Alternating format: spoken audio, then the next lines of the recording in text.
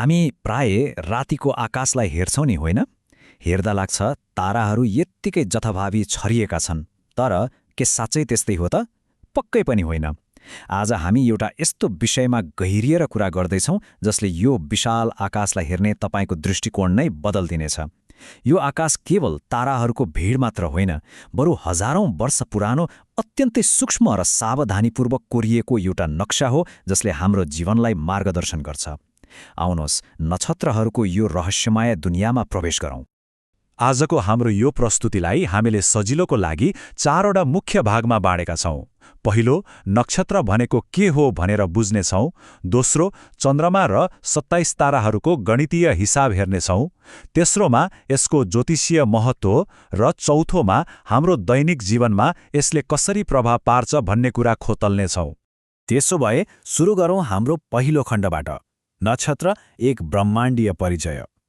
यो शब्दको उत्पत्ति र यसको ऐतिहासिक पृष्ठभूमि के हो त? तपाईलाई अचम्म लाग्न सक्छ यो नक्षत्र भन्ने शब्द खासमा कहाँबाट आयो। शाब्दिक रूपमा हेर्ने हो भने यो दुईवटा शब्द मिलेर बनेको छ, नक्स अर्थात् नक्सा र तारा। भनेपछि यो सीधा सीधा ताराहरूको नक्सा हो। र यो कुनै हिजो आजको आधुनिक विज्ञानले ल्याएको अवधारणा होइन नि, यो त प्राचीन वैदिक शब्द हो। हाम्रा सबैभन्दा पुराना ग्रन्थहरू जस्तै ऋग्वेद, यजुर्वेद र अथर्ववेदमा यसको उल्लेख छ। अझ वेदाङ्ग ज्योतिष जस्तो प्राचीन ग्रन्थमा त सबै 27वटै नक्षत्रको नाम किटेरै लेखिएको छ। यसबाट थाहा हुन्छ हाम्रा पुर्खाहरूले आकाशलाई कति गहिरिएर बुझेका रहेछन्। अब लागौँ हाम्रो दोस्रो खण्डतिर, जहाँ हामी अलिकति खगोल विज्ञान र गणितको कुरा गर्नेछौँ।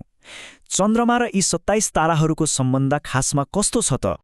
यहाँनिर एउटा जादुई सङ्ख्या आउँछ, 27। हिन्दू ज्योतिष र खगोल विज्ञानमा यो 27 नम्बरको ज्यादै ठूलो महत्त्व छ।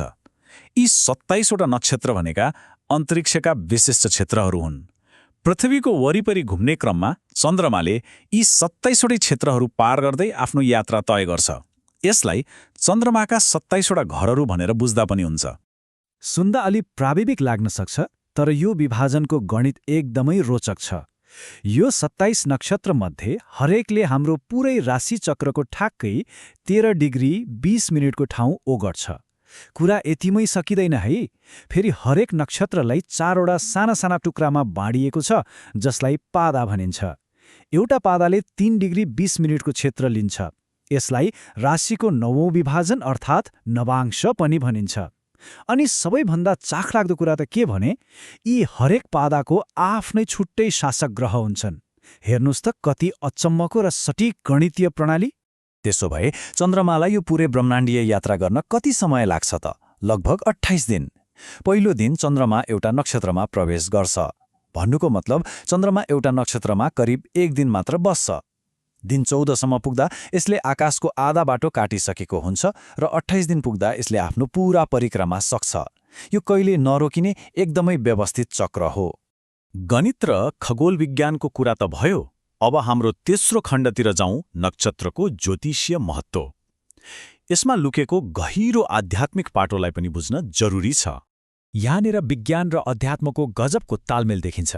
एकातिर हामीले अघि भने जस्तै अन्तरिक्षको 13 डिग्री 20 मिनेटको ठ्याक्कै नाप जाछ, तर अर्कोतिर यसको आध्यात्मिक यथार्थ पनि सँगसँगै जोडेको छ। यी 27 नक्षत्र खाली अन्तरिक्षका खाली ठाउँहरू मात्र होइनन्। हरेक नक्षत्रको एकजना विशेष शासक देवता हुन्छन्। साथै हरेक नक्षत्रलाई विशेष जनावर, प्रतीक वा ग्रहसँग जोडेको हुन्छ र विश्वास गरिन्छ कि यी देवता र प्रतीकहरूले त्यस नक्षत्रमा जन्मिने व्यक्तिको जीवनमा एकदमै शक्तिशाली प्रभाव पार्छन्।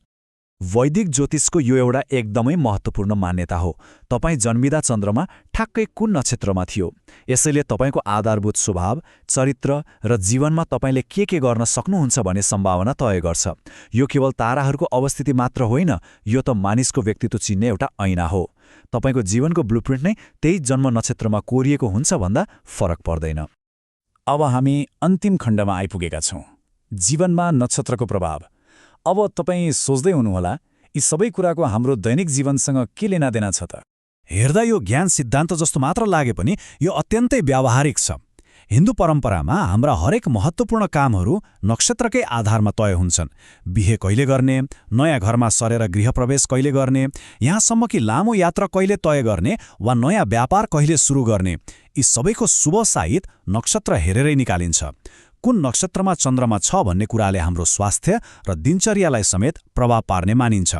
हाम्रो समाजमा यसको कति गहिरो छाप छ भन्ने कुरा यसैबाट प्रष्ट हुन्छ। यो एउटा भनाइले हाम्रो आजको पुरै छलफललाई एकदमै सटिक रूपमा समेट्छ। यसले भन्छ, भारतीय ज्योतिषमा नक्षत्र भनेको त्यस्तो ताराहरूको समूह हो जसले मानिसको जीवनलाई जन्मदेखि नै प्रभाव पार्न थाल्छ। साँच्चै नै विशाल ब्रह्माण्ड र हाम्रो व्यक्तिगत जीवन बीचको यो गहिरो सम्बन्ध कति अद्भुत छ है। हामी यो ब्रह्माण्डको एउटा सानो अंश हौं र आकाशको चालसँग हाम्रो जीवनको हरेक पाइला जोडिएको छ। अब अन्त्यमा म तपाईलाई एउटा प्रश्न छोडेर जान चाहन्छु। सोच्नुस् त, तपाईँ जन्मिएको त्यो ठ्याक्कै क्षणमा चन्द्रमा कुन स्थितिमा थियो होला र त्यसले आज तपाईँको स्वभाव र निर्णयहरूलाई कसरी आकार दिइरहेको होला।